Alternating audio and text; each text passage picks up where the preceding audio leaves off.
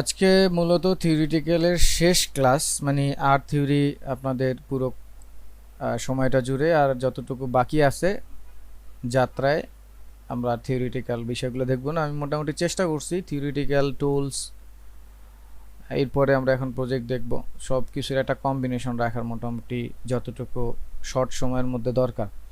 তো সেটার মধ্যে আজকে আমরা দেখব আর্টিফিশিয়াল ইন্টেলিজেন্সের প্রভাব এবং আর্টিফিশিয়াল ইন্টেলিজেন্সের কিছু ইতিহাস বা কিছু মেকানিজম আমরা জানার চেষ্টা করব। আমরা এখন ইদানিংকালে আর্টিফিশিয়াল ইন্টেলিজেন্স নিয়ে খুব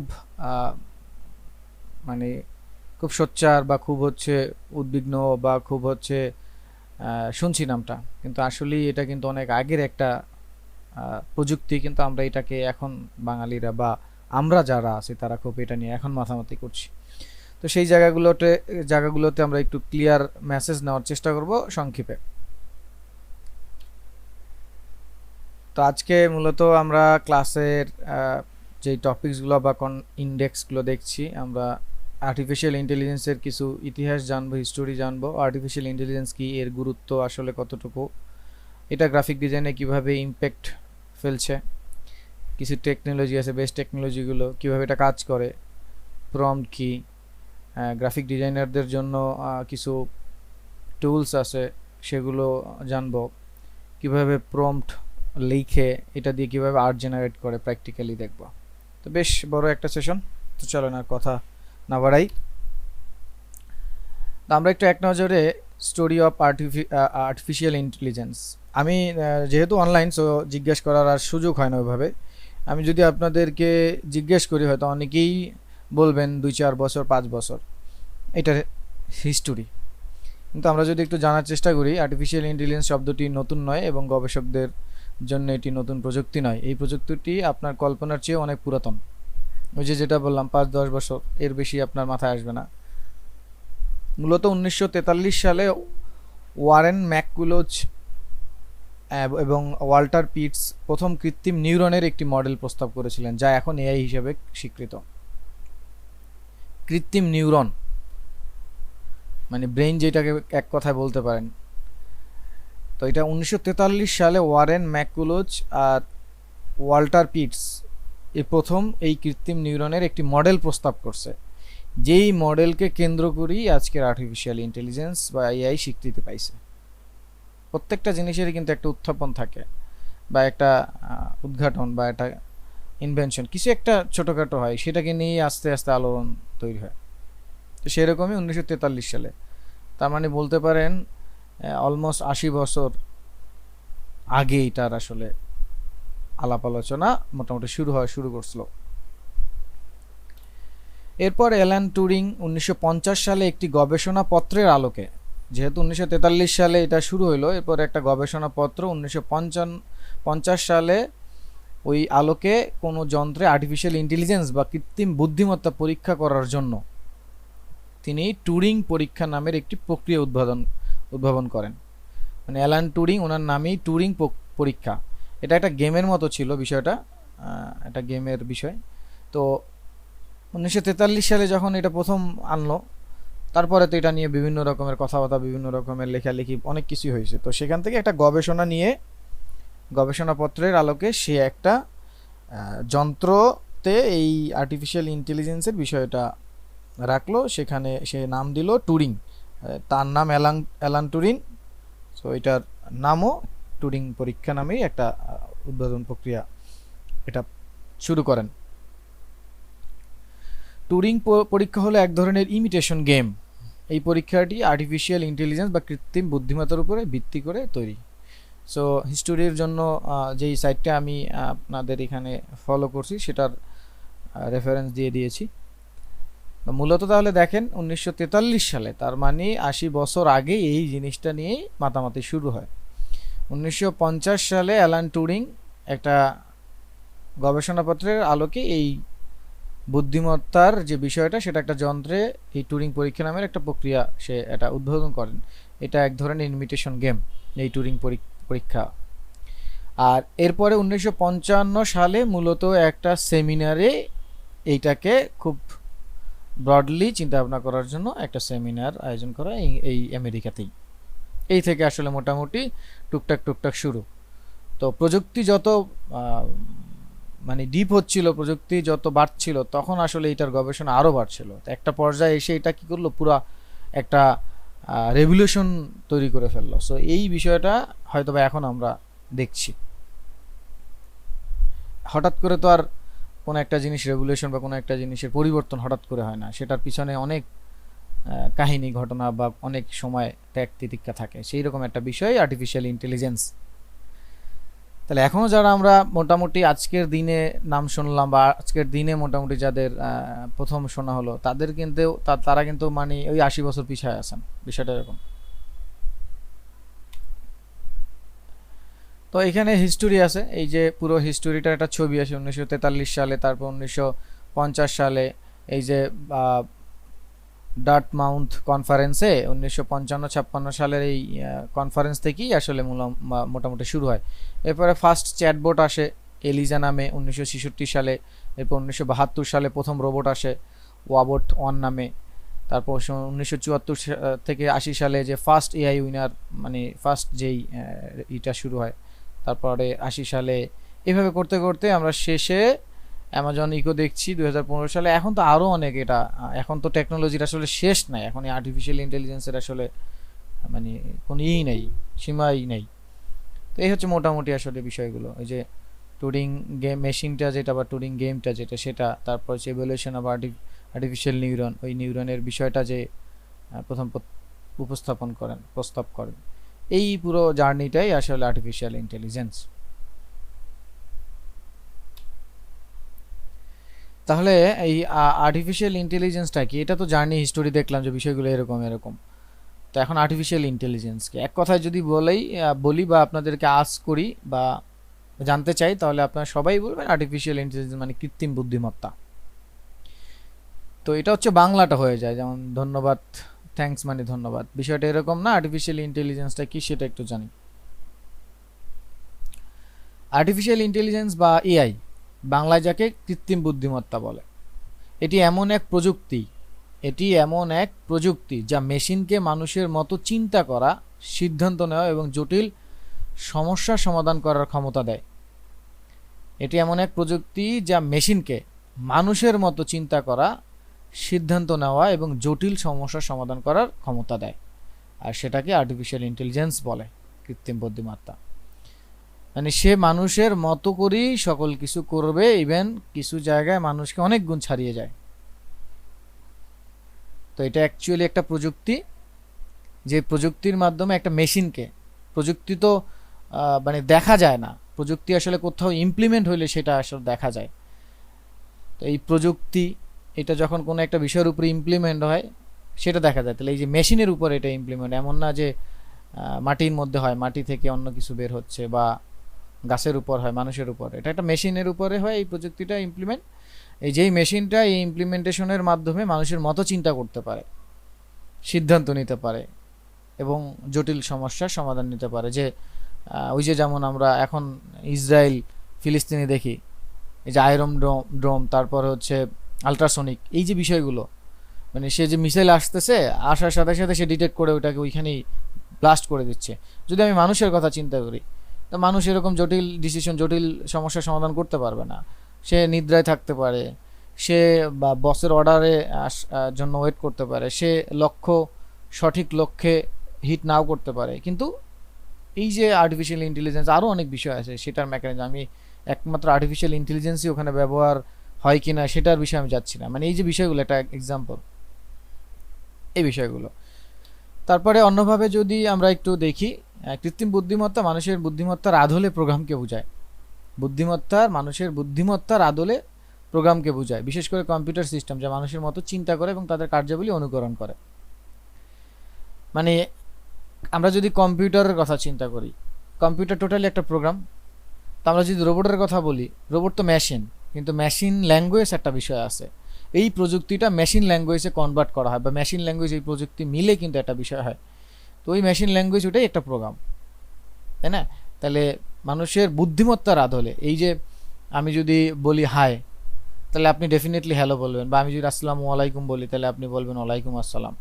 তাহলে এরকমই একটা প্রোগ্রামিং করা এই মডেলটার মধ্যে, ঠিক আছে, যা মানুষের মতোই আসলে চিন্তা করে, মানুষের কার্যাবলীগুলো অনুকরণ করে। মানুষ কিভাবে হাঁটে ঠিক সেভাবেই রোবট হাঁটে, এমন না যে মানুষ যেভাবে হাঁটে রোবট তার ডিফারেন্ট ওয়েতে হাঁটে, বিষয়টা মোটে এরকম না, তাকেই অনুকরণ করা হয় এটা প্রোগ্রামিং এর মাধ্যমে। তাহলে এই পুরো বিষয়টাকে আমরা কি বলতেছি, আর্টিফিশিয়াল ইন্টেলিজেন্স। তাহলে আশা করি আপনারা আর্টিফিশিয়াল ইন্টেলিজেন্স মানে কৃত্রিম বুদ্ধিমত্তা বলবেন না, আর্টিফিশিয়াল ইন্টেলিজেন্স মানে একটা প্রযুক্তি যেটা মেশিনের উপরে ইমপ্লিমেন্ট করে মানুষের মতো চিন্তা করা, সিদ্ধান্ত নেওয়া, জটিল সমস্যার সমাধান করার ক্ষমতাগুলো দেওয়া হয় বা দেওয়া যায়, ঠিক আছে। এখন আর্টিফিশিয়াল ইন্টেলিজেন্স শুনলাম, তাহলে আর্টিফিশিয়াল ইন্টেলিজেন্সের গুরুত্ব আসলে কি আছে কিনা, অলরেডি তো একটা ওই যে এক্সাম্পল দিলাম। তারপরে দেখি, কৃত্রিম বুদ্ধিমত্তা বর্তমান সময়ে অত্যন্ত গুরুত্বপূর্ণ একটি প্রযুক্তি, যেটা বলার অপেক্ষা রাখেন। আপনারা রিসেন্টলি দেখছেন যে ইলন মাস্ক কি করলো, তো ইলন মাস্কের সেই বিষয়টা তো যারা দেখছেন তারা জানেন। তারপরে চ্যাট জিপিটি অলরেডি 10 গুণ 11 গুণ মানুষের ক্ষমতার চেয়েও বেশি, 11 গুণ অলমোস্ট ছাড়িয়ে যাচ্ছে নিউটনকে। তো এই যে ক্ষমতা চ্যাট জিপির, এই যে বিষয়গুলো, এগুলো তো আসলে গুরুত্বপূর্ণ হয়ে উঠছে। বিশ্বব্যাপী এটা নিয়ে একটা আলোড়ন তৈরি হচ্ছে, বিশ্বব্যাপী এটা নিয়ে গবেষণা চলছে, ঠিক আছে, মানব জাতির কিভাবে ভালো কল্যাণে এটা কাজ করা যায়। ইভেন এলন মাস্ক তো বলেই ফেলছে, এলন মাস্ক বলছে যে একটা সময় আসবে মানুষ আর রোবটের যুদ্ধ হবে। তাহলে এই যে একটা ভয়ঙ্কর বিষয়, বা আবার এই যে যুদ্ধ যদি এরকম হয়, তাহলে এরকম হইতে পারে যে মানুষ মরবে কম, রোবটে যুদ্ধ করবে, বিষয়টা এরকম হইতে পারে। অনেকভাবে চিন্তা করা যায়। আরও কিছু দিক আছে, যেমন দক্ষতা ও গতি। এই বিশাল পরিমাণ ডেটা দ্রুত প্রক্রিয়া করতে পারে এবং মানুষের চেয়ে অনেক দ্রুত ও নির্ভুলভাবে কাজ করতে পারে। আপনি যদি চিন্তা করেন আমি 1000 ডেটা এন্ট্রি করব 2 মিনিটে, সেটা মানুষের কাছে যেই পরিমাণ এক্সপার্টিজম লাগবে, বা যেই পরিমাণে সময়, যেই পরিমাণে টাকা পয়সা, আরও অনেক বিষয় আছে। এই যে বিষয়গুলো, এইগুলো সব কিছুই কিন্তু আমরা আর্টিফিশিয়াল ইন্টেলিজেন্সের মাধ্যমে আরও সহজ করতে পারি, ঠিক আছে, নির্ভুলভাবে মানুষের চেয়েও। সিদ্ধান্ত গ্রহণ, এই জটিল সিদ্ধান্ত নিতে সক্ষম, যা ব্যবসা ও শিল্পে উন্নতি আনতে সাহায্য করে। অনেক সময় দেখা গেছে যে বড় বড় কোম্পানিগুলোতে মেশিন অটোমেটেড থাকে, তো কোনো একটা মেশিন নষ্ট হয়ে গেলেই রোবট গিয়ে ওটা অটোমেটেড কাজ করে ফেলে, একদম সিম্পল। যেখানে মানুষ আসতে, তার খুলতে আরও অনেক বিষয় আছে যেগুলো অটো ডিটেক্ট করে, তার মধ্যে মেকানিজম থাকে, এই সমস্যা হলে এরকম এরকম। তো এই যে বিষয়গুলো, এরকম জটিল জটিল সিদ্ধান্ত, আগুন লাগলে ধরেন আপনি কি করবেন, কোথায় যাবেন, কেমনে কি, রোবটের কাছে সেই মেকানিজম থাকে, হয়তো বা সে ওইরকম কাজ করে। এই যে বিষয়গুলো, এই বিষয়গুলো কিন্তু জটিল একটা বিষয়। মজার ইন্টারেস্টিং বিষয় হচ্ছে এরকম একটা, যদি এক্সাম্পল দিই, আমি এটা মাঝে মাঝে ক্লাসে বলে থাকি। ইন্টারেস্টিং বিষয় হচ্ছে এরকম যে আমরা কখনো কখনো আবেগের কাছে ধরা খেয়ে যাই। ধরেন আপনার ছোটবেলার কিছু ফ্রেন্ড আছে, সেই ফ্রেন্ডের সাথে খুব ভালো সম্পর্ক ছিল, কিন্তু একটা পর্যায়ে তাদের সাথে দূরত্ব হয়ে গেছে, আপনি আপনার জায়গায়, সে তার জায়গায়। তো এইভাবে দূরত্ব হতে হতে তার সাথে আসলে এখন আর কথাই বলা হয় না। তো হঠাৎ করে সে এক মেসেজ দিয়ে আপনার কাছে বলল যে বন্ধু আমার তো 5,000 টাকা লাগবে, তো আমাকে 5,000 টাকা দিতে পারিস এখন। তো তখন কিন্তু আপনি একটা অবিব্রতকর অবস্থায় পড়ে যান, যে হঠাৎ করে এতদিন পরে দিল, সে কি ফেক নাকি, সে স্প্যামার নাকি আসলে তার আইডি হ্যাক হয়েছে, আর এতদিন পরে আমাকে সে দিল, তার স্ট্যাটাস জানি না, সে ফেরত দিবে কিনা, এই যে একটা দ্বিধাদ্বন্দ্ব। অথবা কোনো একটা ভালো সিদ্ধান্তই আপনি নিতে পারছেন না। তো এই জায়গায় কিন্তু রোবট স্ট্রেট ফরওয়ার্ড, তাকে বলে দিবেন কমান্ড করে এরকম যে এরকম, যেমন আমরা আমাদের ইঞ্জিনিয়ারিং সেক্টরে আমরা পড়ছিলাম লুপ, C++ বা প্রোগ্রামিং ল্যাঙ্গুয়েজে চেকিং থাকে এরকম লুপে, যে ইফ সে যদি এইটা চেক করে তাহলে অ্যান্সার এইটা হবে, যদি চেক করে না পায় তাহলে ওইটা হবে, ঠিক আছে। তাহলে এটা লুপ আকারে এরকম চালাইতে থাকবে তার কথায়। তো বিষয়টা এরকম, আমি যদি প্রোগ্রামিং এরকম করে দেই যে আমি তার সাথে কোনো কন্ট্যাক্টে নাই, সে পরিচিত, স্প্যামার ডিটেক্ট হলো, তুমি তাকে অ্যান্সার সরাসরি নো দিয়ে দেবা। তো এই যে বিষয়গুলো, এটা কিন্তু খুব দারুণ একটা বিষয়। তো এই জায়গাগুলো ফানি হইলেও বিষয়টা ইন্টারেস্টিং, এরকম কিন্তু হয়ে থাকে। যেমন ইবিএল নামে বাংলাদেশে একটা ব্যাংক আছে, ইস্টার্ন ব্যাংক লিমিটেড। তো ইবিএল দিয়া নামে একটা বিষয় ছিল, এটা চ্যাটবট ছিল। ওইখানে কিন্তু আপনার এইটা ওর সাথে কথা বলা যেত। বাংলাদেশে এখনও অনেকে মার্কেটিং করে, বিভিন্ন ওয়েবসাইট, বিভিন্ন পেজ, ফেসবুকে বুস্টিং চালায়, দেখবেন অটো রিপ্লাই আসে চ্যাটবোর্ড সেটিং করে। এই বিষয়গুলো ইন্টারেস্টিং। তো মানে আপনার সিদ্ধান্ত আপনাকে দিতে হবে না, এটা বট দিয়ে দিবে বা মেশিন দিয়ে দেবে। স্বায়ত্তশাসন, এআই সিস্টেমগুলি নিজে নিজে শিখতে এবং উন্নত হতে পারে, যা তাদের আরও স্মার্ট ও কার্যকর করে তোলে। স্বায়ত্তশাসন মানে হচ্ছে ওকে কারো উপর কর্তৃত্ব ও মানে কেউ ওর উপর কর্তৃত্ব করবে এই বিষয়টার জন্য বসে থাকে না। আপনি যখন ওর সাথে একটা ইউজার হিসেবে যখন ওর সাথে কথা বলেন বা ওর সাথে ইন্টারাক্ট করেন, তখন ও নিজে থেকে আপনার ওই জায়গা থেকে ও শিখে, ওর মধ্যে যতটুকু নলেজ দেওয়া থাকে, যতটুকু ইন্টেলিজেন্স থাকে, সেইটাকে ও কাজে লাগিয়ে আপনার সাথে কি করে, ও কথোপকথন করে বা আপনার সাথে ইন্টারাক্ট করে। তো সেই জায়গা থেকে ও করে কি, ওর যতটুকু নলেজ গ্যাপ থাকে বা যতটুকু থাকে সেইখান থেকে ও করে কি শিখে। যেমন আপনারা চ্যাট জিপিটি যদি অলরেডি ব্যবহার করে থাকেন, একটু পর আমরা ব্যবহার করব, সেখানে পার্সোনালি অনেকে যদি করে থাকেন দেখবেন, আপনি যদি কোনো একটা কিছু বলেন, ও কিন্তু পরের লেখাটা আপনার মনের মধ্যে যা আছে সেখানে ও একটু ছোট্ট একটা হিন্টস দিয়ে দেয় যে এরকম আপনি কি এরকম চাচ্ছেন। তো এই যে বিষয়টা, এই বিষয়টা কিন্তু আপনি কেবলই এসে ওর সাথে ইন্টারেক্ট করলেন, ও বললে দিল, বিষয়টা এরকম না। ও কিন্তু এরকম অসংখ্য জায়গা থেকে শিখছে যে যে 100 জন যখন সার্চ করে তখন আসলে এরকম হয়তো বা 50 জন এরকম চেতে পারে বা চায়। এই যে বিষয়টা, এটা এআই করে, এআই নিজে নিজে করে। ব্যবসা অর্থনীতিতে প্রভাব, খুবই খুবই প্রভাব ফেলছে এআই ব্যবসা অর্থনীতিতে, নতুন নতুন সুযোগ সৃষ্টি করতেছে এবং উৎপাদনশীলতা বাড়াচ্ছে। আপনারা একটা ফানি কথা, আপনারা হয়তো বা এটাকে ফানি হিসেবেই নিতে পারেন, বাট আমি এটাকে খুবই ইন্টারেস্টিং হিসেবে নিয়েছি। আমি অলরেডি 2-3টা ব্লগ দেখছি এটার উপরে। কোনো একটা দেশের, বাইরের দেশের, ওরা হচ্ছে ফার্মে, গরুর ফার্মে ওরা বিয়ার ইউজ করায়। আরও এরকম ইন্টারেস্টিং বিষয় আছে। তো ওই বিয়ারে ওরা মানে ওদেরকে ওই বিয়ার দিয়ে দেখাচ্ছে ডিফারেন্ট কিছু খাওয়াচ্ছে, কিন্তু ওরা খাওয়াচ্ছে আর একটা, ওদের যেটা দরকার সেটা ওরা দেখতেছে চোখে। তো এই যে একটা প্রযুক্তির পজিটিভ ব্যবহার, আরও এরকম আছে। এটা একটা ফানি উদাহরণ হলেও পজিটিভ। এরকম অনেক কিছু আছে যেটা আসলে ব্যবসায় তারপরে এই অর্থনীতিতে প্রভাব ফেলে। সামাজিক উন্নয়ন, এআই শিক্ষা, স্বাস্থ্য ব্যবস্থা এবং পরিবেশ সংরক্ষণের মতো সামাজিক ক্ষেত্রে উন্নত আনতে পারে। উন্নত দেশগুলোতে এটা কিন্তু আমরা দেখি, স্বাস্থ্যসেবায় কিন্তু তারা বট, রোবট আরও অনেক কিছু ব্যবহার করছে। বাংলাদেশেও যেমন বিভিন্ন রেস্টুরেন্টে আমরা ব্যবহার করা দেখছি, শিক্ষা ব্যবস্থায় রোবট ইউজ করা দেখছি। তো এই ক্ষেত্রে কিন্তু আমাদের দারুণ একটা ভূমিকা রাখছে। নিরাপত্তা ও সুরক্ষা, আপনারা জানেন সিঙ্গাপুর থেকে আরও অনেক বড় বড় কান্ট্রিগুলোতে এই যে নিরাপত্তা সুরক্ষা ব্যবস্থাগুলো, এটা এআই কিন্তু খুব ইজি করে দিছে, অটো ডিটেক্ট করে। আমরা সিসি ক্যামেরা লাগাই, কিন্তু সিসি ক্যামেরা লাগিয়ে ওই চোরকে শনাক্ত করতে করতে দেখা গেছে যে সময় চলে যায়, সেই সময়ের পরে আমরা আর ওই তাকে খুঁজে পাই না। কিন্তু এটা যদি অটো ডিটেক্ট করা যায়, অটো ইনফরমেশন, আরও অনেক বিষয় আছে, এইগুলোতে কিন্তু এটা খুব ভালো ভূমিকা রাখছে। এছাড়াও দৈনন্দিন জীবন, যেমন খেলাধুলা, তারপর শিক্ষা, সংস্কৃতি, বিপণন ব্যবস্থা তো আছেই। এই যে সেক্টরগুলো, এই সেক্টরগুলোতে কিন্তু দারুণ ভূমিকা রাখছে। আপনি এখন যদি চিন্তা করেন ই কমার্স বিজনেসে বা ই কমার্স বিজনেসে কিন্তু প্রচুর পরিমাণে এআই জেনারেটিভ মডেল বা এআই জেনারেটিভ আর্ট ব্যবহার হচ্ছে।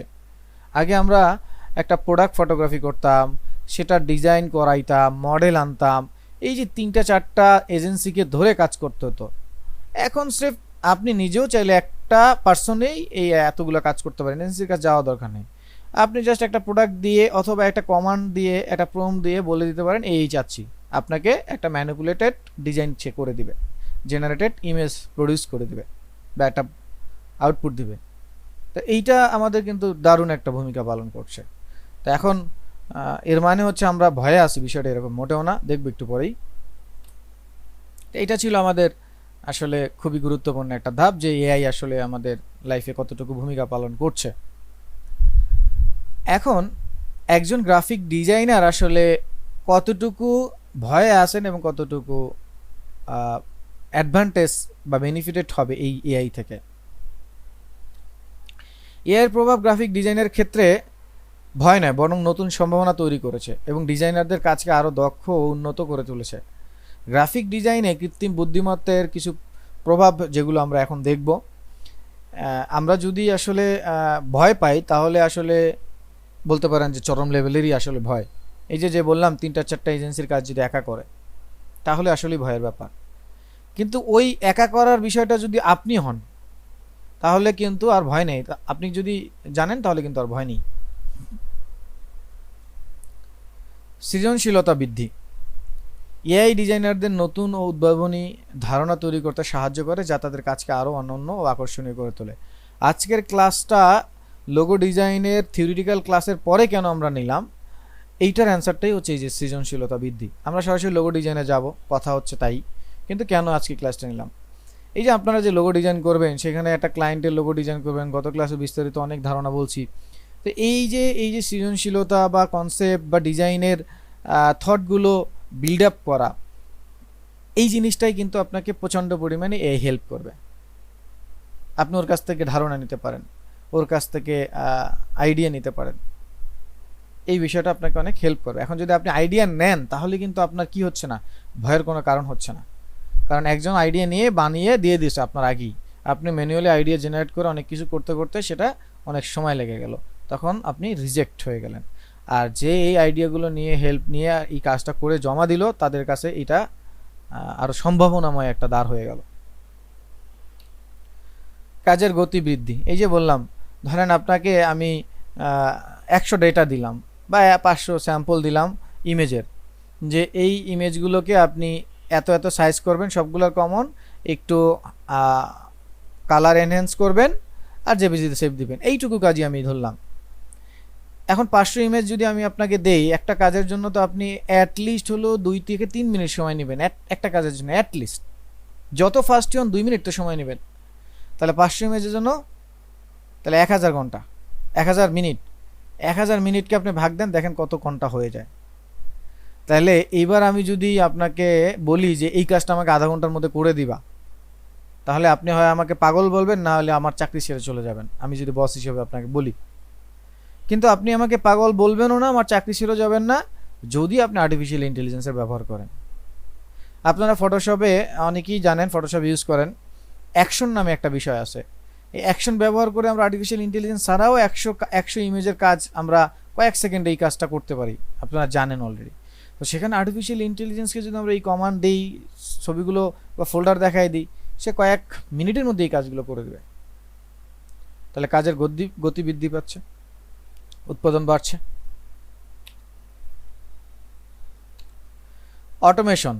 এই যে আপনারা বিভিন্ন কোম্পানিতে বিভিন্ন জায়গায় দেখেন, তা আমাদের গ্রাফিক ডিজাইনও একই কাজ যদি আমার সেম করতে হয়, মানে একই কাজ আমার বারবার করতে হচ্ছে, তো সেই ক্ষেত্রে কিন্তু আমার এই অটোমেশনটা আর্টিফিশিয়াল ইন্টেলিজেন্স দিয়ে আমার হেল্প হয়, যে আমি একই কাজ একবার করব, তারপর আর করব না, বাকিটাও করে দেবে। এই যে বিষয়গুলো।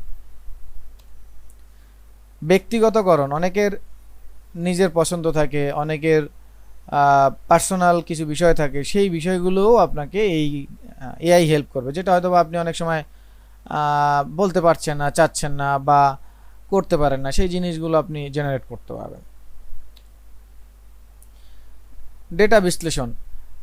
আমরা মার্কেট রিসার্চ করি, এবং মার্কেট রিসার্চের ক্ষেত্রে কিন্তু ডেটা বিশ্লেষণ, মানে এখন আমরা এই বিশ্বে, এই এআইয়ের বিশ্বে, 4IR এর বিশ্বে আমরা প্রত্যেকেই এক একটা ডেটা, প্রত্যেকটা মানুষ এক একটা ডেটা, তার পার্সোনাল ইনফরমেশন সব টোটাল মিলে একজন মানুষের যা যা আছে সব মিলে একটা প্যাকেজ, একটা ডেটা। তো এই প্রত্যেকটা মানুষের নেচার, প্রত্যেকটা মানুষের টেস্ট, প্রত্যেকটা মানুষের বিহেভিয়ার, প্রত্যেকটা মানুষের জিওগ্রাফিক অবস্থান, এই সকল কিছু যে বিশ্লেষণ করা, এগুলো ম্যানুয়ালি করতে হয়। কিন্তু যখন আমরা আর্টিফিশিয়াল ইন্টেলিজেন্স ব্যবহার করব, তখন কিন্তু এটা প্রচণ্ড পরিমাণে হেল্প করবে মার্কেটিংয়ের ক্ষেত্রে, সঠিক টার্গেট সেট আপ করা, তাদের টেস্ট অনুযায়ী ডিজাইন করা, এই সকল বিষয়গুলো। তাহলে এই যে ইমপ্যাক্টগুলো, এখন এই ইমপ্যাক্টগুলো আপনি যদি পজিটিভলি চিন্তা করেন, এটা আপনার ক্ষেত্রে খুবই হেল্প করবে পজিটিভলি। এখন আপনি এই মুহূর্তে এসে যদি এগুলোর ব্যবহার না জানেন, এগুলোর ব্যবহার না করেন, তাহলে কিন্তু আপনি পিছিয়ে যাচ্ছেন। একটা সময় আসবে তখন আসলে হ্যাঁ করবেন যে আসলেই আমরা ওটা নলেজ নিলাম না, ওটা ব্যবহার করলাম না। তার আগেই ধারণা নিতে হবে প্রফেশনালি কাজ বা সেই জায়গাটায় যেতে এখনই নিতে হবে। প্রত্যেকটা অফিসে দেখা গেছে যে পার্সোনালি এগুলোর ব্যবহার করছে, হয়তোবা অনেক সাইট আছে যেগুলো প্রিমিয়াম, সেগুলো অফিসিয়াল এটাকে কি বলে অফিসিয়াল অ্যাক্সেস দিচ্ছে, কিন্তু পার্সোনালি হয়তোবা কাজ করা হয় না বলে পার্সোনাল ব্যবহার করার না। কিন্তু ধারণা রাখতে হবে, নলেজ রাখতে হবে। আপনাকে সব বিষয়ে এক্সপার্ট হইতে হবে না, এক্সপার্ট আপনি একটা দুইটা বিষয়ের উপরে হবেন, কিন্তু সকল বিষয়ে আপনার ন্যূনতম জ্ঞান রাখাটা জরুরি, এটা মাথায় রাখতে হবে। এখন আমরা কিছু বেস্ট এআই টেকনোলজিসগুলো দেখি। আমরা যে আসলে টেকনোলজিগুলো বলি সেই টেকনোলজিগুলো কি দেখেন। ন্যাচারাল ল্যাঙ্গুয়েজ জেনারেশন, এই ঠিক এক সপ্তাহ আগে বোধ হয় মার্ক জাকারবার্গ আর তার একজন সহকর্মী একটা এই লঞ্চিং করছে, যে সরাসরি বট দিয়ে এআই দিয়ে ও কথা বলবে, ওইটা অটো জেনারেট হয়ে ও অ্যান্সার দিয়ে ওইটা রিপ্লাই দিয়ে দেবে। তো মার্ক জাকারবার্গ হচ্ছে আপনার ইংলিশে বলতেছিল, ওর সহকর্মী হচ্ছে ফ্রান্স বা রাশিয়ার, ফ্রান্স স্প্যানিশ হবে এরকম। এটা কিন্তু অনেক আগে থেকেই হচ্ছে এই বিষয়গুলো। স্পিচ রিকগনাইজেশন বা স্পিক রিকগনিশন, এখন তো জানেন যে ভয়েসের বিষয়গুলো কত important. Virtual agent, decision management, biometrics, এটা তো জানেন সকলেই। Machine learning, robotics process automation, peer to peer network, deep learning platform, AL optimise hardware, arithmetic logic যেটাকে বলা হয় অনেকটা। তো আমরা যেই প্ল্যাটফর্মগুলোতে কাজ করবো সেটা হচ্ছে ডিপ লার্নিং প্ল্যাটফর্ম। এই ডিপ লার্নিং প্ল্যাটফর্মগুলোতে আসলে আমরা ডিজাইনাররা কাজ করব। এই যে টেকনোলজি আছে সেগুলো ওয়ার্ল্ড ওয়াইড প্রত্যেকটা সেক্টরে ব্যবহার করার জন্য আমরা ডিজাইনাররা ডিপ লার্নিং প্ল্যাটফর্মে কাজ করব এই টেকনোলজিসে। তো এগুলো সম্পর্কে জানতে হবে, প্রত্যেকটা জিনিসের সম্পর্কে আপনার জানতে হবে, নিজের নলেজটাকে এক্সপ্যান্ড করতে হবে। প্রত্যেকটা জিনিস কোথায় কিভাবে কাজে লাগে, একটু টেক রিলেটেড বিষয়গুলোর সাথে একটু পড়াশোনা করতে হবে, চোখ রাখতে হবে। মানে বলা হচ্ছে যারা আসলেই টেক রিলেটেড কাজে বা টেক রিলেটেড জিনিসগুলো ইনভলভ থাকবে তারা সামনের যুগে কখনোই চাকরি হারানোর সংখ্যা বা কখনোই তারা বেকার হবে বা এই ফিনান্সিয়ালভাবে দুর্বল হবে, এইটা আসলে কখনোই হবে না। বরঞ্চ যারা নন টেকের আছে তাদের আসলে দুশ্চিন্তার ভাঁজ বাড়ছে কপালে। যেমন আপনি করোনার মধ্যে চিন্তা করেন, একজন গ্রাফিক ডিজাইনার কিন্তু বসে ছিল না, সে হয় ফ্রিল্যান্সিং করছে না হয় ঘরে বসে ডিজাইন করছে। যেমন আমি, আমার কথা, আমার চাকরি ছিল না, কিন্তু আমি অনলাইনে কোর্স, অনলাইনে ডিজাইন এগুলো করছি। কিন্তু যেই ছেলেটা অ্যাকাউন্টেন্ট ছিল, অফিস বন্ধ হয়ে গেছে, অ্যাকাউন্ট কাজ করতে পারে না, রিসিপশনিস্ট ছিল কাজ করতে পারে না, বা দারোয়ান বা আরও এরকম ব্লাবলা চিন্তা ভাবনা যারা কাজ করছে অনেক আছে, তো তাদের কিন্তু মোটামুটি বন্ধ হয়ে গেছে। তো তারা যদি টেক রিলেটেড বিষয়গুলোতে থাকতো তাহলে কিন্তু এই জিনিসটা হতো না। সো নলেজ রাখতে হবে যেন ইমিডিয়েট হলেও আপনি এটা ইনপুট দিতে পারেন। এখন হচ্ছে এআই কিভাবে আসলে কাজ করে। আমরা তো এআই জানলাম, ব্যবহার করব সেটার জন্য তো মেকানিজম জানতে হবে। এআই কি, টেকনোলজি, স্টোরি, গ্রাফিক্সের প্রভাব। How does AI work? এটি যেহেতু মেশিন লার্নিং, মেশিন প্রযুক্তি একটা মেশিনের উপরে ইমপ্লিমেন্ট হয়, তাহলে এটি মেশিন লার্নিং অ্যালগোরিদম ব্যবহার করে কাজের প্যাটার্ন চিনতে এবং সিদ্ধান্ত নিতে অসংখ্য ডেটা প্রক্রিয়া করে। মেশিন লার্নিং অ্যালগোরিদম, যেহেতু মেশিন তাহলে অ্যালগোরিদমটাও লাগবে মেশিন লার্নিং। তো মেশিন লার্নিং অ্যালগোরিদম ব্যবহার করে সে প্রথমে কাজের প্যাটার্ন রিকগনাইজ করে, সেই প্যাটার্ন অ্যানালাইজ করে একটা সিদ্ধান্ত নেয়। সেই সিদ্ধান্ত নিতে সে অসংখ্য ডেটা প্রক্রিয়া করে, অসংখ্য ডেটার বিশ্লেষণ করে।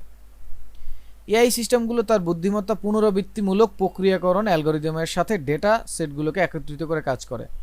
তার যে বুদ্ধিমত্তাগুলো বা ইন্টেলিজেন্সগুলো আছে, তার যে বিষয়গুলো বা মেকানিজমগুলো আছে, সেগুলোই সে কী করে, পুনরাবৃত্তি করে।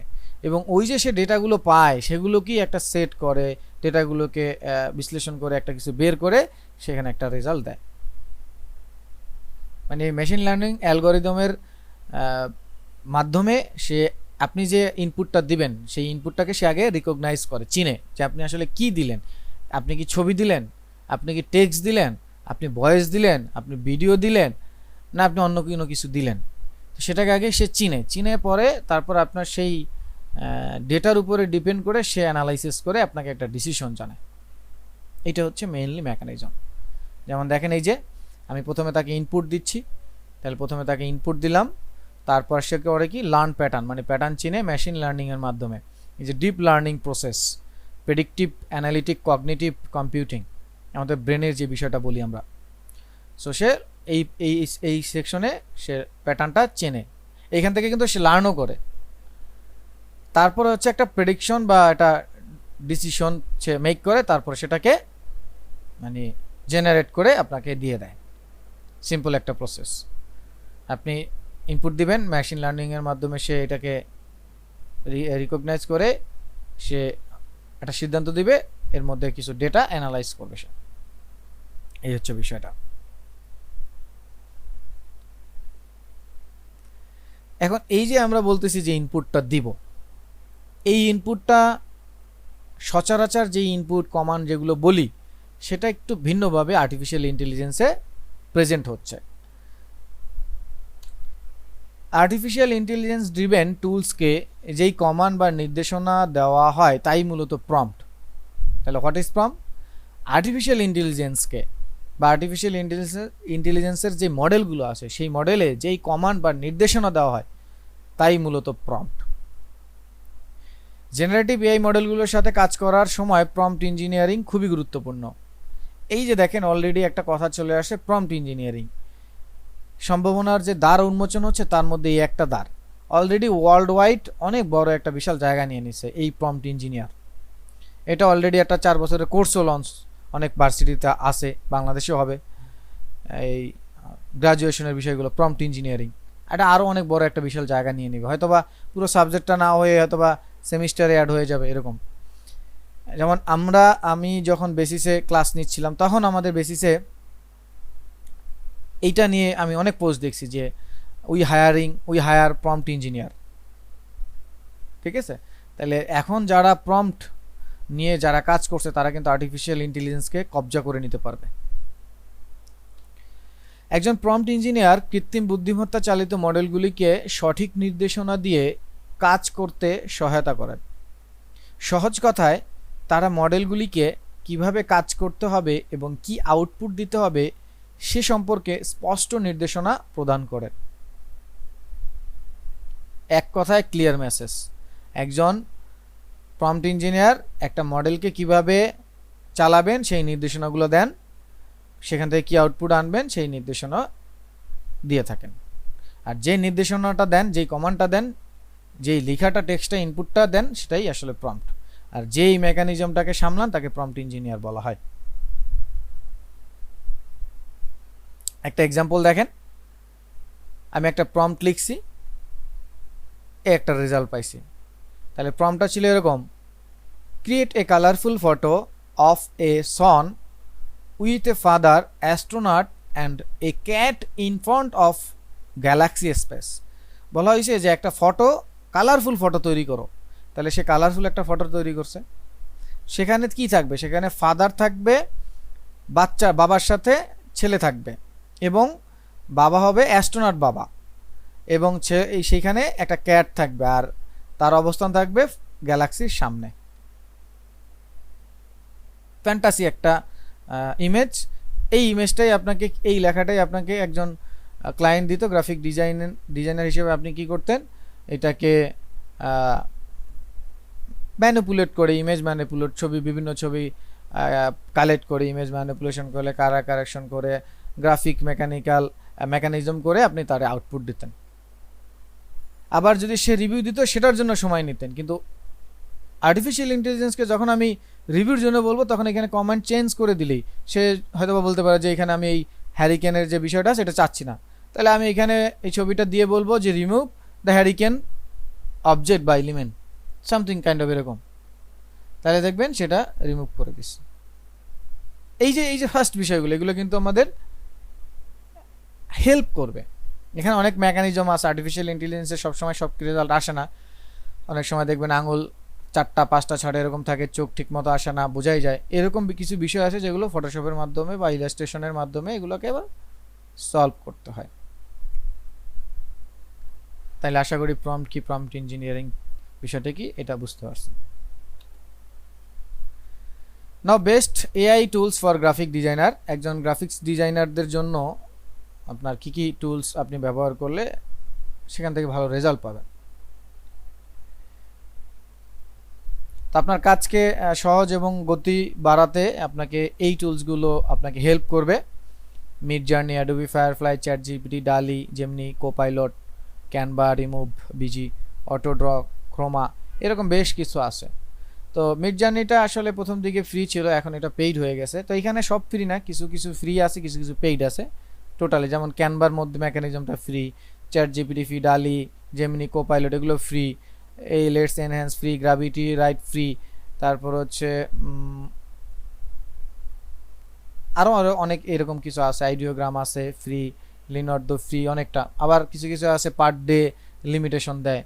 এখন আপনার যদি পার ডে তারা 10টা ছবির লিমিটেশন দেয়, আপনার লাগবে 50টা, তাহলে আপনাকে বুঝতে হবে আপনি তখন আর বিগিনার বা লার্নার নেই, তখন আপনি প্রফেশনাল, তখন আপনি আসলে পারচেস করতেই পারেন। তারপর হচ্ছে এই যে ইমেজ টোগো, রেস্টোর ফটোস, এগুলো হচ্ছে পুরাতন ইমেজ বা ইমেজ রেস্টোরেশনের জন্য পারফেক্ট কিছু সাইট। তো এইগুলো আপনারা একে একে একটু নিজেরা সার্চ করবেন, পড়াশোনা করবেন। তারপরে আরও এটার সাথে রিলেটেড কি কি সাইট আছে সেগুলো নিয়ে পড়াশোনা করবেন, একটু ইউজ করবেন, দেখবেন, তাইলে দেখবেন যে আসলে আপনি 8-10 জনের চাইতে একটু আগায় আছেন। তো এই সাইটটা যেহেতু এভাবে রেকর্ডেই থাকবে, এইটাকে স্ক্রিনশট আকারে নিয়ে প্রত্যেকটা সাইট ধরে ধরে খুঁজবেন। সো এটা আমার একটা ছবি। Hello, this is Jason from artificial intelligence. এটা আর্টিফিশিয়াল ইন্টেলিজেন্সের আমি, দেখতে আমার মতোই। Hello, this is Jason from artificial intelligence, I made by the combination of colourful cyberpunk gangster prompt. So এখানে আমি জাস্ট কিওয়ার্ডগুলো রাখছি, মানে একটা ছবি এরকম জেনারেট করতে হলে তো অবশ্যই এই 3টা ওয়ার্ডে হয় না। তো 3টা ওয়ার্ডের মধ্যে মেইন কিওয়ার্ডগুলো কি? তো আমি কালারফুল চাইছি, কালারফুল রেজাল্ট আসছে। সাইবার পাঙ্ক নামে এক ধরনের ইফেক্ট আছে বা সিটি আছে, সেটার লুক এখানে আছে। আর গ্যাংস্টার মানে আপনারা জানেন সবাই, সো এটা একটু দেখতে ভিলেন ভিলেন বা একটু উড়াধুরা লুক, ঠিক আছে। সো এটা একটা এক্সাম্পল আসে হিসাবে আপনাদেরকে দেখার জন্য রেখে দিয়েছি। তো ধন্যবাদ, পুরো একটা সংক্ষিপ্ত ব্রিফ দিলাম, আশা করি ব্রিফটা আপনাদের কাজে লাগবে। এখন যদি কারো কোনো এই বিষয়ে কোনো প্রশ্ন, সাজেশন বা অন্য কোনো কিছু থাকে, নির্দ্বিধায় আমাকে বলতে পারেন। আমরা কোশ্চেন পর্বে যাব, আর কোশ্চেন পর্বের শেষে আমরা প্র্যাকটিক্যালি এই বিষয়গুলো দেখার চেষ্টা করব। ঠিক আছে, আমরা তো চলে আসলাম, এখন তাহলে আমরা প্র্যাকটিক্যালে যাই। তো প্রথমে আমরা গ্র্যাভিটি রাইট নেমে একটা সাইট, এই সাইটটার ব্যবহার আমরা শিখব। কেন শিখব? আমরা প্রম্পট ইঞ্জিনিয়ারিং নামে বা প্রম্পট নামে একটা বিষয় জানলাম। এখন এই যে প্রম্পট যে বিষয়টা, এই প্রম্পটটা তো আপনি লিখতে পারেন না, আপনি তো জানেন না যে প্রম্পট কিভাবে হয় বা প্রম্পট কিভাবে লিখে, তাই না? তাহলে আমি যেহেতু জানি না, তাহলে আমি কিভাবে লিখব, কিভাবে জানবো? তাহলে এই সাইটটা আপনার জন্য, গ্র্যাভিটি রাইট, এখানে আসবেন আপনি। তো আমি এখান থেকে একটু লগ ইন করে নিচ্ছি, এটা রেকর্ডে রাখছি না, লগ ইন করে ফেলবেন এভাবে। হ্যাঁ, সো লগ ইন হয়ে যাবে। তো এটা পেইড ভার্সনও আছে, আর এটা কিন্তু ডেইলি লিমিট আছে একটা, সো লিমিট শেষ হয়ে গেলে কিন্তু বিষয়টা ঠিক থাকবে না। তো এই সাইটটায় চলে আসবেন লগ ইন করার পরে। আর আরেকবার আবার বলে দিই, দেখেন উল্টাপাল্টা আবার করেন না, উল্টাপাল্টা করে পরে আমারে দোষ দিবেন যে স্যার এরকম করছে। এটা আসলাম, এখান থেকে আমরা মূলত প্রম্পট জেনারেট করব। তো বাকি কথাগুলো যেহেতু পিছিয়ে বললাম, তারপর আবার বলি কেন আমরা এই সাইটটা ব্যবহার করব। আমরা মূলত প্রম্পট সম্পর্কে জানছি, কিন্তু প্রম্পট কীভাবে জেনারেট করে, প্রম্পট কী সেটা তো জানি না, সেটা কীভাবে লিখে। তো সেটার জন্য আমরা এই সাইটটা ব্যবহার করলাম, আর বাকিটা হচ্ছে ওইভাবে লগ ইন করলাম আর কি। তো এইখান থেকে দেখবেন নট অনলি প্রম্পট, আপনি ধরেন ব্লগ করেন, তো এই ব্লগের জন্য আপনি কিছু আর্টিকেল লিখবেন, ব্লগ আউটলাইন, কন্টেন্ট, ইমেজের ব্রিফ কীভাবে জেনারেট করে, আপনি সেগুলো এখান থেকে বের করতে পারেন। আপনি ইউটিউবের জন্য ইউটিউবের থাম্বনেইলের টেক্সট পাচ্ছেন না, ইউটিউবের ভিডিও ইন্ট্রো পাচ্ছেন না, ডেসক্রিপশন, তারপরে টাইটেল, এগুলো আপনি এখান থেকে করতে পারবেন, বের করতে পারবেন। তারপর আপনি এসইও চাচ্ছেন, রিরাইটিং, এরকম অসংখ্য জিনিস আছে। তো আমরা এখান থেকে চলে যাব ইমেজ প্রম্পটে চলে যাব। ইমেজ প্রম্পটে গিয়ে আমরা একটু লোগো ডিজাইন আইডিয়াসে যাচ্ছি। আগামী ক্লাসে যেহেতু আমরা লোগো করব, সো এখানে লোগো ডিজাইন আইডিয়াসে যাচ্ছি। তো আমরা এখানে লিখব ব্র্যান্ড নেম। তাহলে আমার যে ক্লায়েন্ট আছে সেই ক্লায়েন্টের একটা নাম দিবে, লোগো নাম বা কোম্পানি, সেটা আমরা এখানে লিখব। তাহলে আমরা এখানে লিখছি, যেমন হচ্ছে সাপোজ এরকম যে লিখতে পারি, সাপোজ বিটবক্স, সাপোজ বিটবক্স দিয়ে দিলাম এইভাবে। হ্যাঁ, তো এটা একটা কোম্পানির নাম। তো কোম্পানিটার কাজ কি, যে we sells all type of electronics gadget বা ডিভাইস, গ্যাজেট বা ডিভাইস এরকম সামথিং লিখলাম। আর একটু ডিটেলস যদি আমি লিখতে পারি, all types of gadgets, electronics gadgets. তো আমি যদি আর একটু ডিটেলস লিখি, একটা কোম্পানির তো অ্যাবাউট থাকে, একটা কোম্পানির তো স্লোগান থাকে, এই যে বিষয়গুলো আছে এগুলো যদি আমি ডিটেলস আর একটু লিখি, তাহলে সুন্দর করে আমাকে কি করবে, এখান থেকে ক্রিয়েট কন্টেন্টে ক্লিক করার পর সে অনেকগুলো প্রম্পট জেনারেট করে দেবে। দেখেন অল্প সময়ের মধ্যে কতগুলো প্রম্পট সে জেনারেট করা শুরু করলো, এখনো লিখছে। সো দেখেন 10টা জেনারেট করে দিছে, খুবই অল্প সময়ের মধ্যে সে 10টা প্রম্পট জেনারেট করে দিছে। নাও দেখেন আমরা এখন ওদের প্রম্পটগুলো পড়বো। এগুলোকে আমরা কিন্তু নিজেরাও মডিফাই করতে পারি, এগুলোকে আমরা নিজেরা মডিফাই করতে পারি। এবার আমি এখানে লিখছি যে 1 নম্বর আইডিয়াটা সে কি দিল, create a flat vector illustrative style wordmark logo design for a gadget retailer name BitBox, where the B are styles to resemble a pair of circuit board stacked together, symbolizing technology and connectivity. দেখেন ও কিন্তু খুব সুন্দর করে এটা এই letter type ধরছে লোগোটা। Use vibrant blue and silver কালারও বলে দিছে, to evoke feeling of innovation and reliability against white background. Do not show any photo detail shadow, মানে সে ফটো দিতে নিষেধ করছে। এবং কেন এই কালারটা ব্যবহার করবে, অফ ইনোভেশন অ্যান্ড রিলায়েবিলিটির জন্য, অ্যাগেনস্ট হোয়াইট ব্যাকগ্রাউন্ডে। তাহলে সে কি দিবে, দিল হচ্ছে ফ্ল্যাট ভেক্টর দিবে, ইলাস্ট্রেটিভ স্টাইল দিবে, সরাসরি ইমেজ দিবে না, ওয়ার্ডমার্ক দিবে। আবার ওয়ার্ডমার্কের মধ্যে সে বিটাকে একটু স্টাইলাইজ করবে, সেখানে circuit board stack together সিম্বলাইজিং technology and connectivity, এই জিনিসগুলো ও কনসেপ্ট আকারে দিচ্ছে। তাহলে এই জিনিসটাই হয়তো আপনার ক্লায়েন্ট আপনাকে বলবে, এইটা দিয়ে আপনার কি করতে হবে, লোগো বানাইতে হবে। এখন সেই জায়গাটা এত ক্লিয়ার কখনো ক্লায়েন্ট করে না। আপনি হয়তো বা একটু টাস্ক অ্যানালাইসিস করে ক্ষুদ্র ক্ষুদ্র জায়গাগুলোকে এভাবে ভাগ করে ডিভাইড করে দেন আপনি রেজাল্টটা বের করেন। তারপর সেকেন্ডটা কি বলছে, ফ্ল্যাট ভেক্টর, এটাও দেবে, কিন্তু এটা আবার লেটার মার্ক। তো এটা হচ্ছে বি আর বি দুইটা নিবে। আর ওইটা ওয়ার্ড মার্ক ছিল, শুধু বি লেটারটাকে ওয়ার্ডের মধ্যেই একটু স্টাইলাইজ করবে। আর এইটা শুধু বি আর বি মানে লেটার মার্ক। তাহলে দেখেন আমরা কিন্তু যে লোগোর টাইপস পড়ছি সেই টাইপস কিন্তু আমরা এখন দেখছি, তাই না? তারপর যেরকম দেখেন 3 নম্বরে আছে, যেখানে এক্সপ্রেস হবে energy and innovation against white background, ঠিক আছে, ওটাকে হচ্ছে মর্ফস ইনটু এ পাওয়ার বাটন সিম্বলের মধ্যে দিবে। দেখেন পাওয়ার বাটন আছে এখানের মধ্যে। আবার হচ্ছে এমফাসিং এই স্লিক ফিউচারিস্টিক্স ফন্ট ব্যবহার করতে বলছে। তো এই যে হচ্ছে আইডিয়াগুলো, এই আইডিয়া 10টা আইডিয়া কি আপনার এত তাড়াতাড়ি এত ক্লিয়ারলি আসতো? এখন আপনি বলতে পারেন যে স্যার আমার তাহলে এটা কপি হচ্ছে বা এটা ইম্পসিবল। ভাই এইভাবে সবাই লিখবেও না আর এইভাবে সবার আসবেও না। আর আপনি সরাসরি কোনো জিনিস যদি আসলেই ইউজ করেন তাহলে তো ডেফিনেটলি কপি তো খাবেনি, কিছু নিজের মতো মডিফাই করবেনই, একটু এদিক সেদিক মিলাই মডিফাই করবেন। একদম সরাসরি লেটার কেন করবেন? অনেক সময় সিনোনিয়াম আছে, তারপরে আরও বিষয় আছে, এই জিনিসগুলো ব্যবহার করলে দেখবেন রেজাল্টটা অবশ্যই কারোর সাথে মিলবে না। তো সেই জায়গা থেকে ধরেন আমরা যে কোনো একটা নেই, দেখি এখান থেকে কোনটা আমাদের জন্য নিলে মোটামুটি হবে। এখানে যেটা বলছে আমরা এটা একটু দিই, পাওয়ার সিম্বল দিয়ে কি দিচ্ছে রেজাল্টটা, 3 নাম্বারটা আমরা নিচ্ছি কপি করে।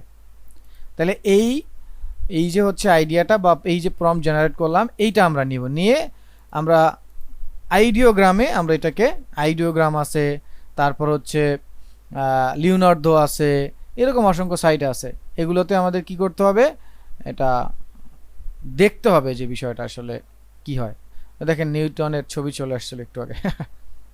এটা কাজ করি, লিওনার্দোতে যাই একটু, আমরা লিওনার্দো ডট এআই আছে সেটা একটু যাই।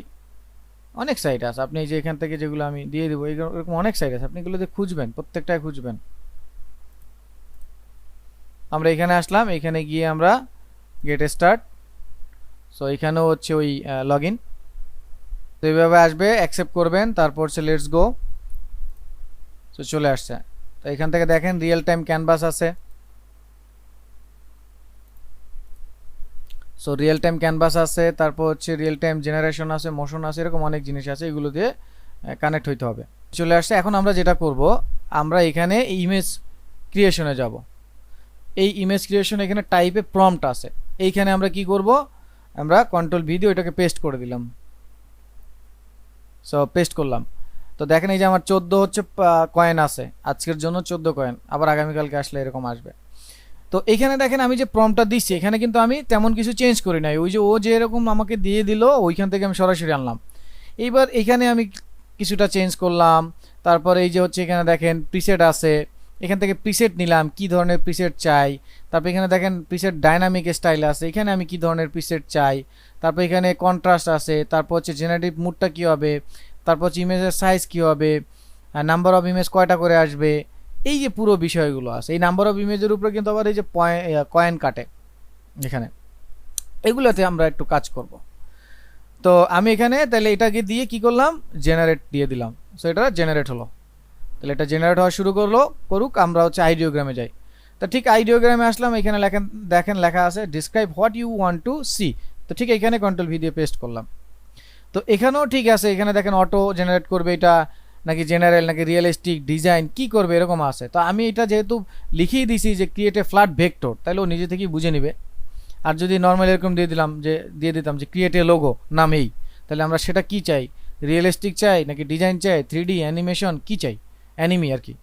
তারপরে এখানে আসলে সাইজ আছে, ভিজিবিলিটি আছে, সব কিছু আছে, কালার আছে, কোন কালার সেই কালার দিয়ে। তো যেহেতু আমরা এখানে কালার উল্লেখ করে দিছি যে use bold red and subtle black palette, তো আমাদের আর দরকার নেই, আমরা জেনারেট দিলাম। সো এটা জেনারেট হোক, আমরা চলে যাই লিওনার্দোতে। সো নাও সি দেখেন লিওনার্দো এটা ডিজাইন জেনারেট করে দিছে। সো আপনি এগুলার ইগনোর করতে পারেন, বাট এইগুলারে যদি আপনি দেখেন এগুলাকে লোগো হিসেবে আপনি এটাকে ইগনোর করতে পারবেন না। এটা কিন্তু দারুণ একটা লোগো, এভাবে কিন্তু আপনি আপনার লোগোটা চাইলে আপনি চালিয়ে দিতে পারেন। এটা একটা দারুণ লোগো, যে হেডফোনের মতো করে, ওই যে আমরা ওখানে লিখে দিছি যে ও মর্ফস, ওটা ওর মতো করে হবে। তো এইখানে যদি আমরা লিখে দিতাম বি, তাহলে বি এর মতো করে কিন্তু হইতো। তো এই যে বিষয়গুলো আছে, এই বিষয়গুলোই কিন্তু আপনাকে ইউনিক বানাই দিবে। আর আপনি যদি এগুলোকে চেঞ্জ না করেন তাহলে তো আসলে মিলবেই। এই যে যেমন হচ্ছে বাটন সিম্বল দিছে, বাটন সিম্বল না দিয়ে আপনি অন্য কিছু দিতেন, পাওয়ার সিম্বল অন্য কিছু, তাইলে কিন্তু রেজাল্টটা ভিন্ন আসতো। সো আইডিওগ্রামে কি জেনারেট হলো দেখি, এই যে জেনারেট হচ্ছে আইডিওগ্রামটায়, দেখা যাক কি জেনারেট হচ্ছে। ঠিক এইভাবে আমি ধরেন এটা জেনারেট হতে হতে আমরা এবার চলে যাই, ধরেন chat GPT, CAT chat GPT.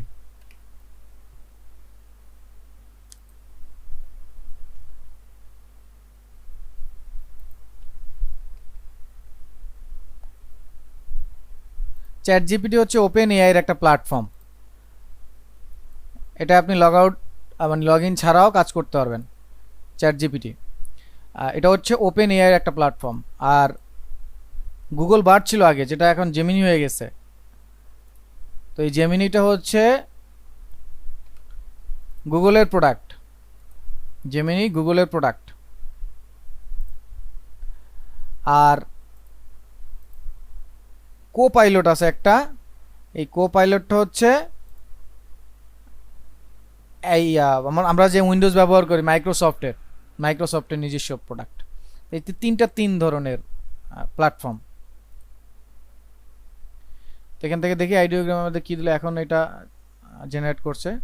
নাও সি দেখেন, এবার এটা দেখেন, দেখেন বিটবক্সের ওটা ওরা একটু ডিফারেন্ট করে দেয়। দেখেন দুই জায়গায় কিন্তু সেমই আমি দিলাম, প্রম্পট দিলাম, কিন্তু দুই জায়গায় রেজাল্ট কিন্তু দুইটা।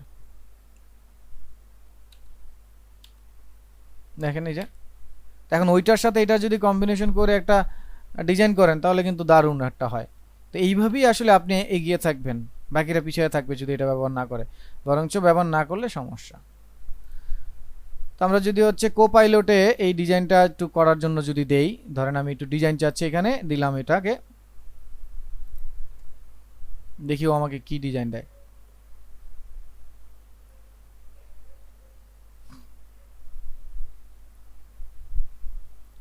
কোপাইলটে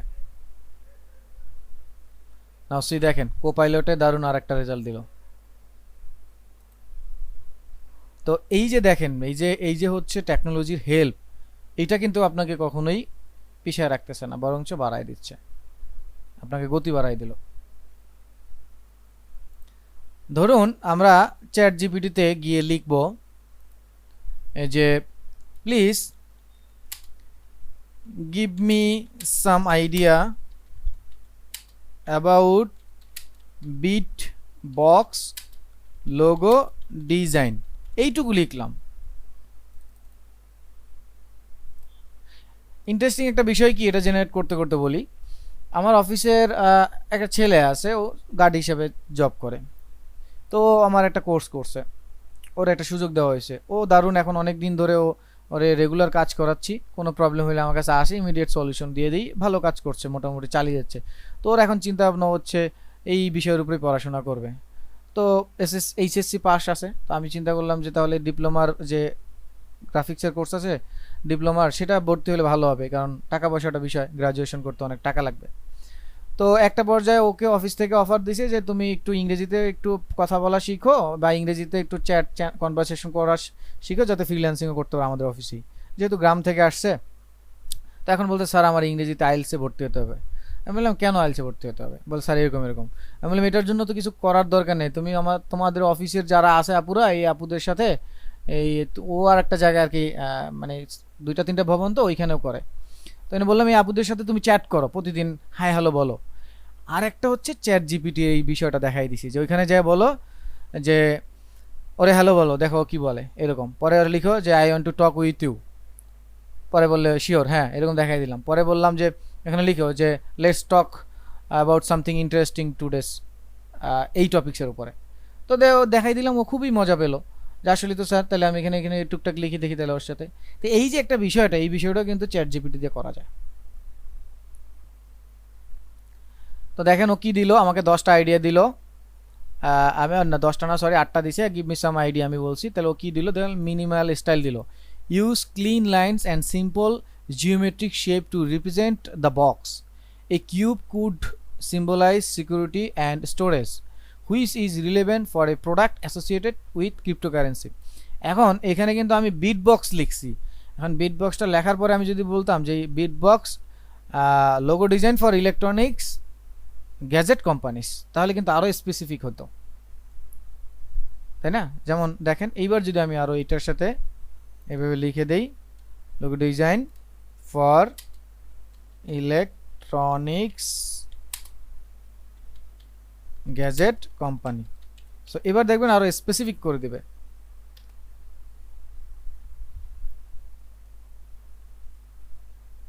দেখেন ওই জায়গায় কিন্তু আমরা এই যে স্লেক মডার্ন টাইপোগ্রাফির কথা দেখছিলাম, এবার আসলো সেটা, এই যে ইনোভেশন, তারপর হচ্ছে টেক ইন্সপায়ার্ড আইকন, তারপর ইলেকট্রনিক্স এলিমেন্ট চাইছে, সার্কিট প্যাটার্ন, দেখেন এখন কিন্তু ওই যে ওইটার সাথে মিলতেছে। তাহলে এই যে বিষয়গুলো, এগুলোর হেল্প আপনাদের কিন্তু এই সাইটগুলো থেকে নিতে হবে। আপনি নট অনলি দ্যাট, আপনি যদি লিখেন এরকম বাংলায় আমি আমি ধরেন এইভাবে সাজেক নিয়ে সাপোজ, বা আমি এইভাবে যদি লিখি যে বাংলাদেশের সুন্দর জায়গা কোথায় আছে, আচ্ছা সাজেকে লিখি যে আমি সাজেক নিয়ে একটি ট্যুর ব্লগ বানাতে চাচ্ছি, সাপোজ চাচ্ছি, তাই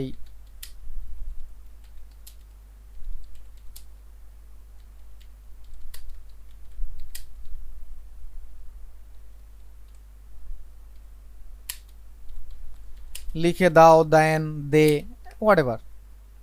সো এটা কপি করলাম, এবার হচ্ছে আমি ওকে দিলাম। লেটস সি বাংলায় কি আসে।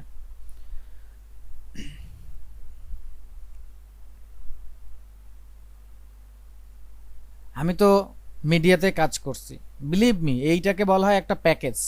তো এই একটা প্যাকেজ লিখতে ওনাদের যা টাইম লাগে, ততক্ষণে আমি 50টা প্যাকেজ লিখে ফেলতে পারবো এই চ্যাট জিপিটির মাধ্যমে। এগুলোকে প্যাকেজ বলা হয়। মিডিয়াতে প্রত্যেকটা যে ইগুলো দেখেন, কন্টেন্টগুলো দেখেন, ওগুলোকে প্যাকেজ বলে। তো দেখেন প্যাকেজটাও কত সুন্দরভাবে স্ক্রিপ্ট অনুযায়ী বলে দিল। তাহলে আমি লিখলাম আমি সাজেক নিয়ে একটি ট্যুর ব্লগ বানাতে চাচ্ছি, তাই সেটার জন্য সুন্দর একটি স্ক্রিপ্ট লিখে দাও। অবশ্যই সাজেক নিয়ে একটি ট্যুর ব্লগের জন্য স্ক্রিপ্টের নমুনা নিচে দেওয়া হলো। কি লিখলো? প্রথমে টাইটেলও দিয়ে দিছে, সাজেক প্রাকৃতিক সৌন্দর্যের এক অপার জগৎ। প্রথম অধ্যায়ে কি থাকবে? পরিচিত থাকবে। স্বাগতম বন্ধুরা, আজ আমি আপনাদের নিয়ে যাব সাজেকে, বাংলাদেশের এক সুন্দর ও শান্তির জগৎ। সাজেকের পাহাড়, সবুজ বন আর মনোরম দৃশ্য আমাদের মনে দোলা দেয়।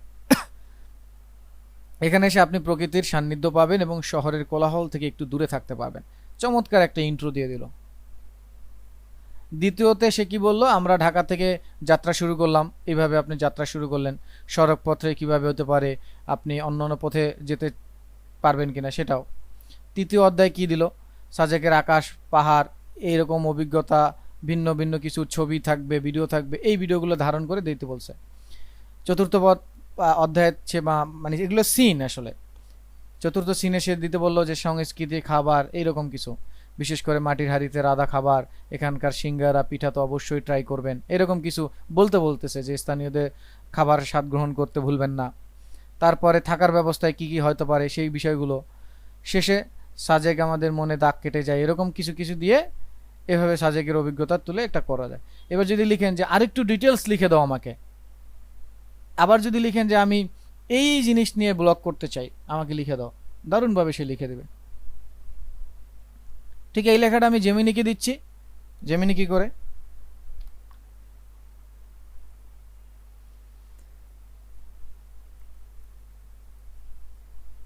জেমিনি যেহেতু গুগলের, ওর কাছে অ্যাক্সেস আরো বেশি আছে। ও যেই পরিমাণে অ্যাক্সেস নিতে পারবে, এই চ্যাট জিপিটি নিতে পারবে না, কারণ চ্যাট জিপিটি তো হচ্ছে ওপেন এআই এর প্ল্যাটফর্ম।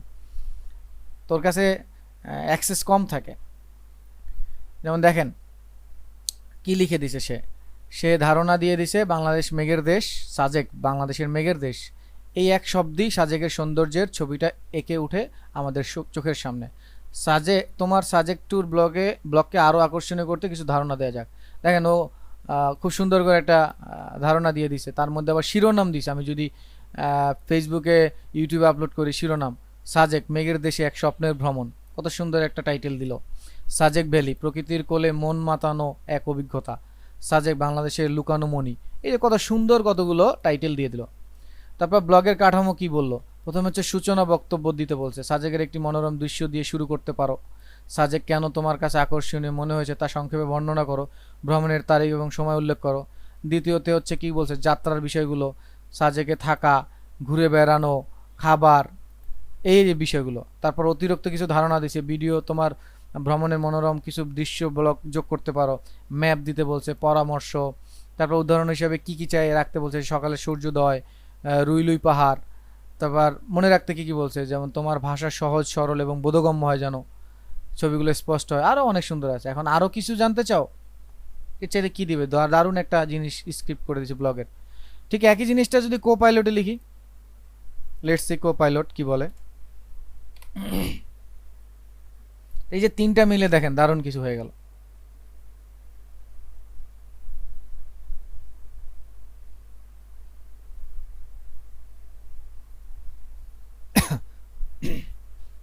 দেখেন এইখানে আবার ডিফারেন্ট তারা লিখে দিছে যে ভূমিকায় কি থাকবে।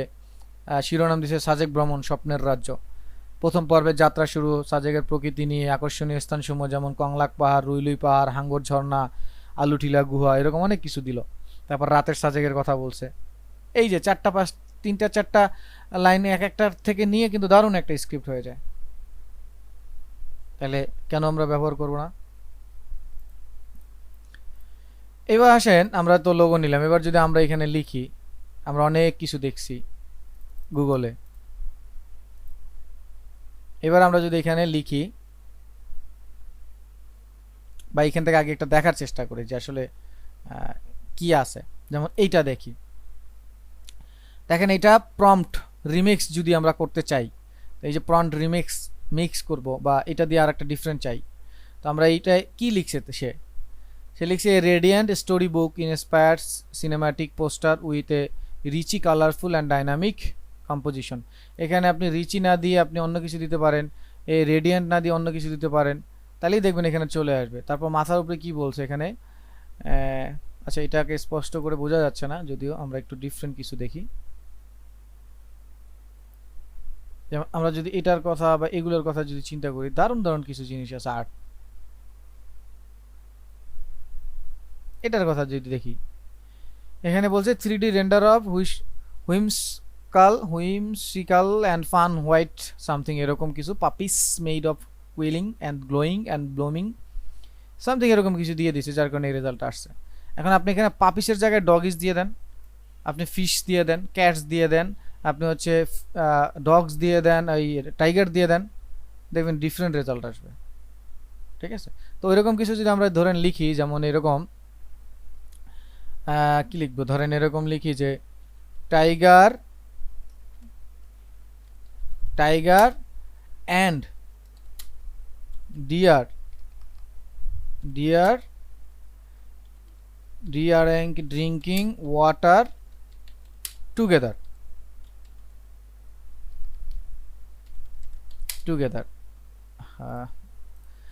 Tiger and deer drinking water together on forest, বা রিভার দিয়ে দিলাম, অন ফরেস্ট রিভার দিই, ফরেস্ট রিভার সাপোজ দিয়ে ওকে করলাম। তাহলে এখানে আমরা কি চাই, রিয়েলিস্টিক চাই, তাহলে রিয়েলিস্টিক ছবিটা দিয়ে দিলাম, এখানে রিয়েলিস্টিক দিলাম, দিয়ে জেনারেট করছি। So let's generate. তাহলে ঠিক এই একই ইমেজটা যদি আমরা এখানে দেই, একই লেখাটা, বা এখানে আমরা একটু ডিফারেন্ট দিতে পারি, যেমন আচ্ছা আমরা এটা দুইটা জেনারেট করি। আচ্ছা দুইটা জেনারেট করলে আবার ই লাগবে, চারটাই নিবে।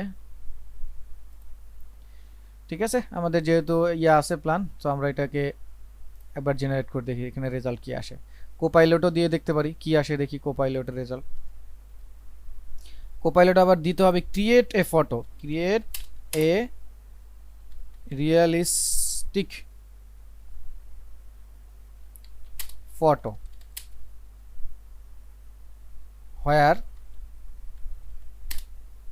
a tiger and a deer, suppose দিলাম, লেটস সি নাও। এই দেখেন এইবার হচ্ছে ইমেজ চলে আসলো এখানে। আইডিওগ্রামে কি আসলো দেখি, আইডিওগ্রামটা জেনারেট করতে কি দিছি, ও জেনারেট হচ্ছে এটা, দেখেন লিওনার্দোতে চলে আসছে। সো লিওনার্দোতে কি রেজাল্ট আসলো, এই দেখেন এক জায়গায় পানি খাচ্ছে একদম রিয়েলিস্টিক, এই যে পানি খাচ্ছে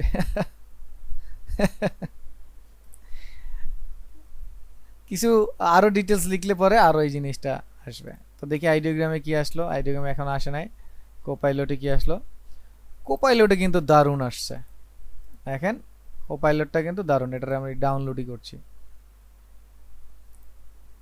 দেখেন কোপাইলটটা কিন্তু দারুণ রেজাল্ট দিয়েছে, যদিও এটা ওই যে রিয়েলিস্টিক, অতটা রিয়েলিস্টিক দেয় না, কিন্তু দেখেন এটা কিন্তু দারুণ একটা রেজাল্ট দিয়েছে। আপনার কল্পনার জায়গাটা ও কি করছে, ভিজুয়ালাইজেশন দিয়ে দিছে। আপনি এবার লিখেন যে, এখানে আমরা লিখবো এবার এখানে লিখব যে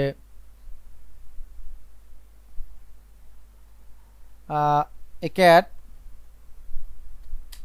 বা a rat running stolen a fish from ক্রাউডি বাজার, কিছু একটা লিখলাম। লেটস সি জেনারেট করি এটা।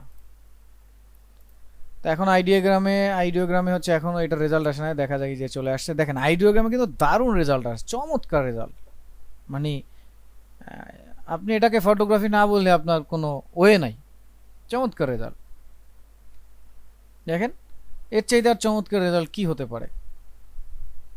এখন এগুলো দিয়ে আপনি চালাই দিবেন যে বাঘে আর মহিষে, ওই যে আমরা বলতাম গ্রামের ভাষায়, বা বাঘ আর হচ্ছে হরিণ, কি দৃশ্য, কি চমৎকার দৃশ্য, এরকম হাবিজাবি। এটা আপনি আপলোড করে দেন গুগলে, ফেসবুকে বা বিভিন্ন প্ল্যাটফর্মে, আপনাকে কেউ বলবে না যে এটা আপনি এআই দিয়ে জেনারেট করছেন। যারা জানে তারা হয়তো বা কোশ্চেন তুলতে পারে, কারণ এভাবে তো হয় না স্বাভাবিকভাবে, তাই না? আর যদি একটু ধর্মীয় ট্যাগ টানেন তাইলে তো উল্টাপাল্টা কিছু লাগাই দিবেন যে আল্লাহর কি রহমত, এই সেই, মানে যেগুলো হচ্ছে ধর্মের নামে ব্যবসা করে আর কি। এই যে দারুণ দেখছেন চিত্রা হরিণ। তো তাহলে দেখি, এই যে দেখেন র্যাটের এইটাই কি পেলাম। দেখেন র্যাটের এইটাই আমরা কি পেলাম, আমরা লিখছি যে মাছ চুরি করে ক্রাউডি বাজার থেকে মাছ চুরি করে সে দৌড়াচ্ছে। তো দেখেন সেই লেখাটাই আছে, ওই যে বাজারের ছবি, এবং চেহারার দিকে তাকান, এই যে মাছ নিয়ে সে দৌড়াচ্ছে, এই মাছ নিয়ে দৌড়াচ্ছে, এই মাছ, তাই না? দেখি আমরা আমাদের কো পাইলটে কি দিল, ও কো পাইলট ওইটা দেই নেই, এই যে দুইটা। তো তাহলে এই যে জিনিসগুলো, এগুলো তো আপনাকে আসলে ভালো না লাগায় উপায় নেই, এইভাবে করলে আপনি প্রতিদিন ভালো লাগবে। এবং আপনি ধরেন সারা লিমিটেশন দিচ্ছে, আপনি 5টা হচ্ছে ব্যবহার করেন, ইমেল ব্যবহার করেন, 5টা ইমেল দিয়ে প্রতিদিন যদি একটা ইমেল দিয়ে যদি 10টা করতে পারেন ইমেজ জেনারেট, 5টা ইমেল দিয়ে 50টা, তো প্রতিদিন 50টা ইমেজ তো এনাফ। দেখবেন আপনার একটা পোর্টফোলিও হয়ে যাবে।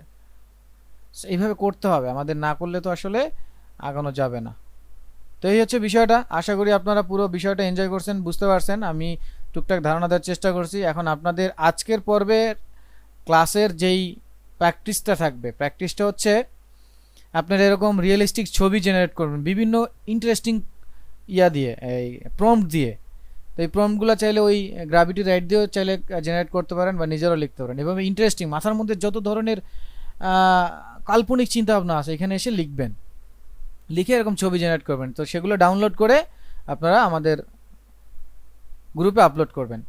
লোগো জেনারেট করবেন প্রম্পট দিয়ে, আপনার একটা স্বপ্নের কোম্পানির লোগোর চিন্তা করবেন, সেই লোগোগুলো জেনারেট করবেন, সেগুলোই আমরা আগামী ক্লাসে ইলাস্ট্রেশন করব। আমাদের আইডিয়াগুলো আরও ম্যানুয়ালি কীভাবে পাকাপোক্ত করা যায় সেগুলো দেখবো আগামী ক্লাসে লোগো ডিজাইনে। তো আজকের ক্লাসের টপিকস দিয়ে আপনাদের কাছে রিকোয়েস্ট থাকবে এরকম প্রচুর পরিমাণে ইমেজ জেনারেট করবেন, সেগুলো আপলোড করবেন। যদি মজা পান তাহলে দেখবেন এই জায়গা থেকে উঠতে চাইবেন না, আরও ডিফারেন্ট ডিফারেন্ট জিনিস জেনারেট করতে চাইবেন। তো এই হচ্ছে আজকের ক্লাস। তো রেকর্ডটা অফ করছি, যদি কোনো কোশ্চেন থাকে সেটা কোশ্চেন রেকর্ডের বাইরে নেই।